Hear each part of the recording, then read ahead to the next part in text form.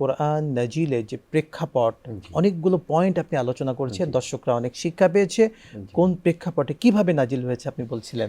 জি, কোরআন অবতীর্ণ হওয়ার প্রেক্ষাপটগুলো বলা আছে আর তার পদ্ধতিগুলো বলা আছে, কিভাবে কোরআন অবতীর্ণ হয়েছে। হযরত জিবরিল আমিন রাসূল করিম সাল্লাল্লাহু তাআলা আলাইহি ওয়াসাল্লামের কাছে কখনো সরাসরি একেবারে স্পষ্টভাবে এসেছেন, তবে এই পরিমাণটা কম ছিল। কখনো ঘন্টির আওয়াজের মতো এসেছেন, আওয়াজের মতো ওহীটা অবতীর্ণ হয়েছে, আবার কখনো অন্তরের মাঝে ইলকা ফিল কলব এভাবেও কোরআন অবতীর্ণ হয়েছে। অর্থাৎ জি। বিভিন্ন পদ্ধতিতে এই ওহী আল্লাহ রসুল সাল্লাল্লাহু তাআলা আলাইহি ওয়াসাল্লামের পরে নাজিল হয়েছে। হযরত জিবরিল আমিন যখন আল্লাহ রসুল সাল্লাল্লাহু তাআলা আলাইহি ওয়াসাল্লামের কাছে কোরআনের সর্বপ্রথম আয়াতে কারিমাগুলো নিয়ে এসেছেন, জি। যখন নাজিল হলো, অবতীর্ণ হলো, আল্লাহ রসুল সাল্লাল্লাহু তাআলা আলাইহি ওয়াসাল্লাম কিছুটা বিচলিত হয়েছেন। বিচলিত হয়ে কোথায় গিয়েছেন?